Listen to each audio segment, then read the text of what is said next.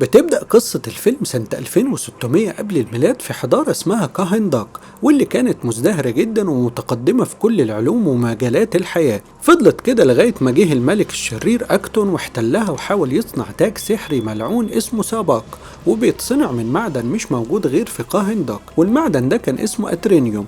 واللي بيلاقيه كان بيبعته للملك أكتون الشرير، واللي كان بيطلب مكافأة من الملك مقابل المعدن كان بيموت. وبيتمرد طفل صغير من أبطال مدينة كاهنداك وبيخطف المعدن من حرس الملك اللي بيؤمر بقتله، لكن المعدن النادر ده بينقذه وبينقله لعالم سفلي مليان بقوة سحرية كبيرة. وقدر الطفل ده إنه يحصل على قوة كل العالم القديمة الطيبة، وراح عشان يحارب الملك أكتون الشرير.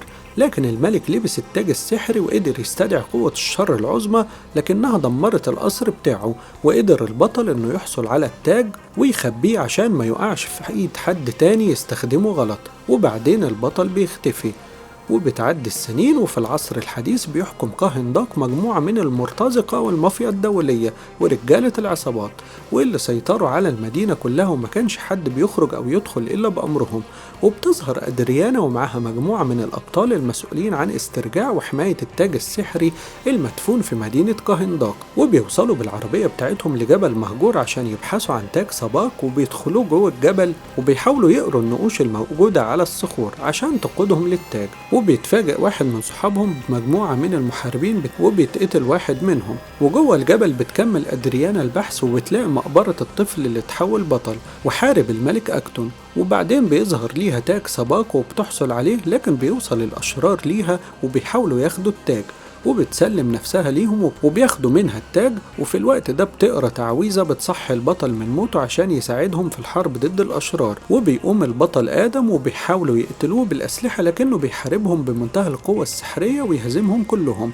وبينقذ أدريانا والفريق اللي معاها، اللي بيهربوا ويخرجوا بره الجبل وبيركبوا عربيتهم وبيمشوا. وبتوصل مجموعة من الطيارات الحربية عشان تهاجم آدم البطل، لكنه بيدمرهم كلهم بقوته الخارقة، وبيدمر كل العربيات بتاعتهم وكل الدبابات والصواريخ اللي بتهاجمهم. وبيوصل البطل لأدريانا وصديقها في العربية، لكنهم بيحدفوا عليها صاروخ من معدن الأترينيوم وبيتسبب في ضعف قوته وبيخليه يسقط على الأرض. وبيظهر صاحبهم إسماعيل اللي بيخونهم وبيبعت رسالة لمنظمة كانت بتبحث عن التاج من سنين طويلة بقيادة عميل اسمه كارتر. وبتظهر البطلة ماكسين وهي بنت عندها قدرات خارقة، وبتنضم لكارتر اللي بيجمع فريق كامل من الأبطال والسحرة عشان يحارب بيه البطل آدم. وبيستعين بالساحر الخطير كنت اللي بيوصل لقصر هوكمان مع باقي الفريق اللي كونه كارتر عشان يحاربوا آدم، ومعاهم أسلحة تكنولوجية حديثة جدا وقوية. وبيتحركوا بالطيارة الحديثة بتاعتهم في طريقهم لكاهنداك. وبيصحى آدم من الغيبوبة بتاعته وبيلاقي نفسه في بيت أدريانا وابنها اللي كانوا بيساعدوه عشان يقوم تاني. وبتبحث أدريانا عن معنى الرموز الموجودة على التاج، وبيحكي الولد لآدم تاريخ موته وإزاي التاريخ كتب عنه، وبيقول له إن المدينة محتاجة ليه. وبيقابل آدم أدريانا وبتقول له إنهم محتاجينه عشان يساعدهم في تحرير كاهنداك من المافيا اللي فيها وطردهم خارج البلد بكل أسلحتهم المتقدمة. لكن آدم مش بيقتنع بكلامها وبيحاول يمشي ويسيبهم، وبيحاول ابنها إنه يقنعه بإنه يفضل معهم. وبيخطط كارتر وكنت الخطة عشان يقتلوا بيها آدم، وبيقول لهم كنت إنهم لو قدروا يخلوه يقول كلمة شازام فإنه قوته هتنتهي للأبد. وبيطارد الجنود الولد الصغير اللي بيطلب مساعدة من آدم، وبتوصل أمه في الوقت المناسب عشان تنقذه. وبيتعرفوا عليها لأنها كانت مطلوبة للاعتقال عشان التاج كان معاها، وبيحاولوا يهاجموها، لكن بيظهر آدم وينقذها بكل شجاعة.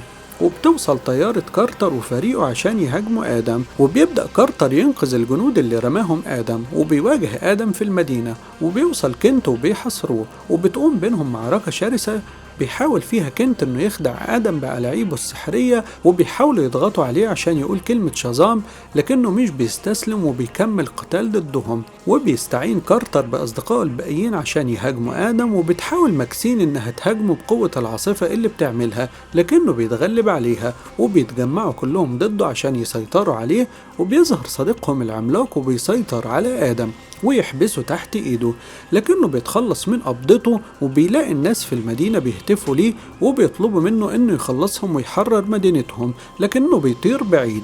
وبتقول لهم أدريانا إنه بطل وبيحاول يحرر المدينة، لكنهم بيطلبوا منها إنها تسلمهم تاج سباق عشان يتخلصوا من آدم. وبيفاجئها كارتر إنهم موجودين هنا عشان يحموا كهنداك من آدم نفسه، لأن غضبه ممكن يدمر المدينة كلها، وهم هنا عشان يمنعوه. وبتمشي أدريانا وبتقابل آدم وبتواجهه بالحقيقة دي اللي عرفتها من كارتر، وإنهم بيقولوا إنك موجود هنا عشان تنتقم، وإنك لما غضبت زمان اتسببت في دمار مدينة كاهنداك، وكانت النتيجة إن مجلس السحرة الطيبين نزعوا منك القوة بتاعتك وحكموا عليك بالدفن في المقبرة. وبيقول لها إن عمره ما كان بطل، لكنها بتحاول تقنعه إنه يرجع تاني ويكون بطل كاهنداك الحقيقي. وبيوصل أمون ابن أدريانا وبيلاقي إسماعيل مستنيه وبيحاول ياخد منه التاج، لكن خاله كريم بيساعده يخلي الولد يهرب بالتاج. وبيتقابل فريق كارتر مع آدم وبيحاولوا يقنعوه إنه يستسلم ويتنازل عن قوته عشان مصلحة كاهنداك. وهنا بتوصل أدريانا وبتطلب منه إنه يتدخل وينقذ ابنها من إسماعيل والجنود اللي عايزين يسرقوا التاج. وبيتحرك عشان ينقذ أمون، وبيمسك إسماعيل الولد ويقبض عليه، وبيحاول آدم يبحث عنه، وبيطارد الطيارات القتالية بتاعتهم. وبيحاول كارتر إنه يتدخل هو وفريقه عشان ينقذوا الطفل، وبيطارد آدم الطيارات عشان يوصل لمكان أمون. في الوقت ده بيوصل كنت لكريم وبيحاول يساعده، وفي المعركة الجوية بينجح آدم إنه يوقع طيارة من طيارات القتالية عشان يبحث عن الطفل أمون، لكنه مش بيلاقيه.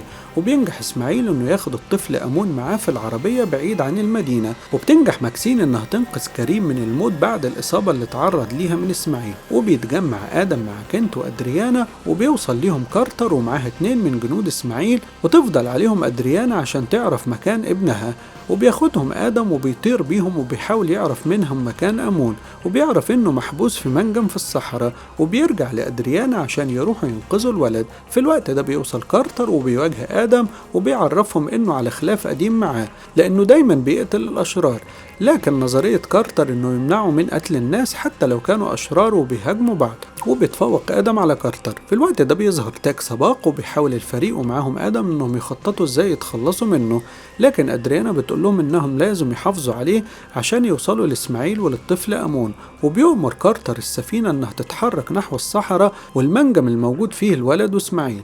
وبيبدأ كارتر يخطط للدخول للمنجم عشان ينقذ أمون. في الوقت ده بيتفاجئوا بآدم دخل جوه المنجم وبيهاجم اللي فيه عشان ينقذ أمون. وبيوصل باقي الفريق وبيطلب منهم إسماعيل التاج مقابل الولد، وبياخد إسماعيل التاج وبيفاجئهم إنه من نسل الملك أكتون، وإنه كان بيبحث عن التاج من زمان، وإنه هيحكم كهنداك بالتاج ده. وبيحاول إسماعيل إنه يقتل أمون. في الوقت ده بيتحرك آدم بسرعة ويمنع الطلقة من الوصول لأمون، وبيغضب جدا وبيتقتل الحراس. وبيبدأ كارتر وفريقه يحموا أمون وأدريانا عشان ما يموتوش من شدة غضب آدم اللي بيفجر المكان كله. وبينقذ كنت الطفل أمون، وبيطير آدم وبيروح كارتر وراه، وبيلاقوا التاج السحري مع إسماعيل اللي اتحول لجثة محروقة بالنار. وبيوصل كارتر لآدم اللي بيحكي ليه عن البطل الحقيقي لمدينة كهنداك واللي اسمه هوروت، وهو كان ابن آدم. وآدم كان بيحاول يحميه من الملك أكتون. ولما هوروت أخد قوة من الصحراء ابتدى الملك أكتون يقتل أسرته وأبوه. ووصل ليهم هوروت وطلب من أبوه يقول كلمة شازام عشان تتنقل ليه قوة ابنه ويعيش، لكن جنود الملك أكتون وصلوا للولد هوروت وقتلوه. وهنا قرر آدم إنه ينتقم من الملك وكل مملكته. وبيكلم آدم كارتر وبيقول له إنه هينطق كلمة شازام ويتخلى عن قوته عشان ما يكونش سبب في أذية ناس تاني. وبيقول شازام والقوة بتاعته بتفرقه. وفي مكان سري في قلب الجبل لفرقة كارتر بترجع طيارتهم ومعاهم أمون وأدريانا، وبيدخل كارتر وفريقه للجبل وبيسلموا جثة آدم لفريق من المحاربين اللي هيكونوا مسؤولين إن آدم ما ترجعش ليه القوة بتاعته تاني، وهيحبسوه في سجن زجاجي تحت المية عشان ما يقدرش يقول كلمة شازام تاني وترجع ليه قوته. وبيبدأ كنت يشوف المستقبل من خلال الخوذة بتاعته، وبيعرف إنها هتكون في معركة كبيرة مدينة كهنداك وإن أم كارتر هتتقتل فيها. وبتتفاجأ أدريانا بالكلام المكتوب على التاج بأن الموت هو السبيل للحياة. وهنا بيقوم إسماعيل تاني من الموت وبيتقابل مع آلهة الشر السحرية اللي عايزين يدوه القوة الشريرة بتاعتهم عشان يحكم بيها كهنداك. وبيصحى إسماعيل تاني وبيطلع من تحت المية عشان يستولي على المدينة. وبيبدأ كارتر يهاجمه من الطيارة، لكن قوة إسماعيل قوية جدا وبتدمر طيارة كارتر. وبيحاول كنت وباقي الفريق إنهم يستخدموا قوتهم لمنع إسماعيل من الجلوس على عرش كهنداك. وبتقوم بينهم معركة شرسة جدا بيتفوق فيها إسماعيل وبيحاول يوصل للعرش، وبيتحرك كارتر عشان يحاربه وهو عارف إنه هيموت هناك زي ما كنت شافه في المستقبل. وهنا كنت بيمنعه وبيدخل مكانه عشان يحارب إسماعيل وبيموت بدل كارتر. بيحاول كارتر يمنعه لكن كنت بيتحرك عشان يواجه إسماعيل وبيبدأ يهاجم إسماعيل بقوته السحرية، لكن إسماعيل بيتغلب عليه. وهنا بيبدأ كنت يستخدم سحره في الوصول لعقل آدم عشان ينطق كلمة شازام وبيحرره من حبسه، وبيخرج آدم وبيتغلب على الجنود اللي بيحرسوه وبيحاول يخرج من تحت المية. في الوقت ده بيتغلب إسماعيل على كنت وبيهزمه وبيقع السور اللي كان بيمنع كارتر من العبور، وبيتحرك كارتر عشان يساعد كنت، وبيوجه إسماعيل ضربة قاتلة لكنت وبيخلص عليه، وبيقعد على عرش كهنداق وبياخد قوة عظيمة بيفتح بيها أبواب قوة الجحيم وجنوده عشان يغزو الأرض. وبيوصل كريم وبيساعد أدريانا وأمون ضد جنود الجحيم، وبيشجع أمون شعب المدينة للدفاع عنها وبيتحدوا مع بعض. في الوقت ده بينطق آدم كلمة شازام وبيستعيد قوته وبيرجع عشان ينقذ المدينة، وبيبدأ يهاجم إسماعيل ويحرر كارتر، وبقوته الخارقة بتقوم بينه وبين إسماعيل معركة كبيرة جدا. في الوقت ده بتحاصر جنود الجحيم المدينة وبتقوم بينهم وبين الشعب معركة كبيرة، وبيحاول كارتر إنه يدافع عن آدم وبيستخدم خوذة كنت وبيتحول لكذا نسخة عشان يهاجم إسماعيل.